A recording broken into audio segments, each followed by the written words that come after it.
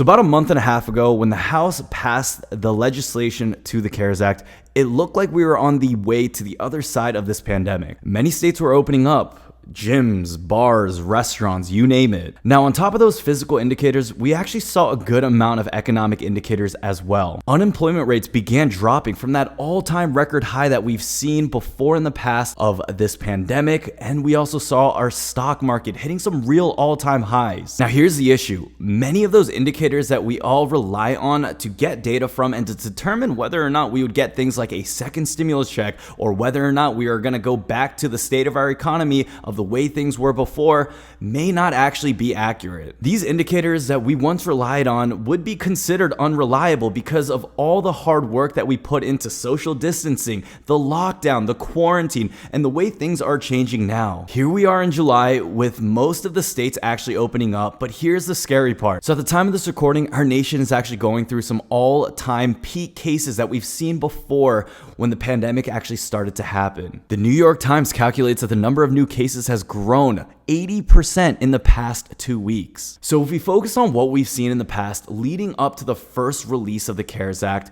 we saw an increased amount of cases. We saw states going into a lockdown. We saw businesses shutting down. We saw unemployment rates rising. Although we are not in a second wave right now, that ambitious release of giving the ability for our citizens to go out and to ignore regulated guidelines that the government gave out may actually lead to that second stimulus check because of the similar trend that we may actually see in the past with regards to the first CARES Act. Now, in the previous few weeks of my videos, I stated that I didn't actually believe that a second stimulus check was actually going to come out. I believe that there was a lot of political jargon going on, election years coming up, President Trump wants to get reelected into office, and a lot of our politicians just want to give out good information to the people on what they want to hear. Now, with things developing and cases increasing and people going back into lockdown, I'm going to have to say that my opinion changes on this and that we may actually expect that second stimulus check to come soon. Now, although it seems like the world is picking up again and many people are going back to work and people are going to the beach and the pools, and we even have 4th of July coming up,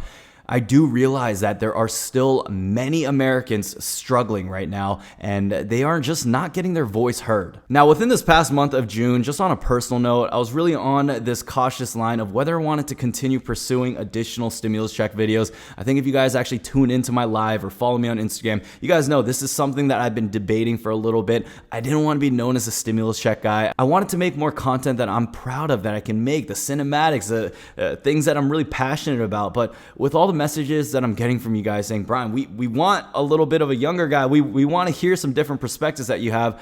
I think for the month of July, with the way things are picking up, I'll be giving you guys as many up-to-date information and updates with regards to the situation as I can. I think the general rule of thumb is if you're going to be reporting information on this, keep a couple principles. I would say, 1, be straightforward. Have good, useful, reliable information. Don't try to persuade people one way or another just to get more views or likes. Try to stay away from clickbaiting. I know there are a lot of YouTubers that do find success with this, but clickbaiting is not a long-term strategy in my opinion. You're messing with a lot of people's feelings, and this is a very sensitive topic for others because the stimulus check is more than just a free iPhone or just a free night out shopping with the girls. The stimulus check is actually the food for many people's families. The stimulus check is rent for you and your loved ones. The stimulus check is more than just what we really think. So I do understand the importance and the sensitivity of the nature of this topic. And I just want to say I am truly grateful for actually having this opportunity on YouTube to even be able to talk about something like this. I think if you're just reliable, useful, straight to the point, you don't sugarcoat things, then hopefully people will pick up. I know a good majority of my viewers may be older than me, but hopefully I can still provide you guys with information that you may not have heard of or just provide some type of additional value to your life. So guys, thank you guys so much for watching this video. Please let me know if you enjoyed it down below or if you guys have any other suggestions. Now, my question for you guys is, do you believe that we're going to see a second stimulus check? Are we on our way for an increased chance of seeing one as the days pass by?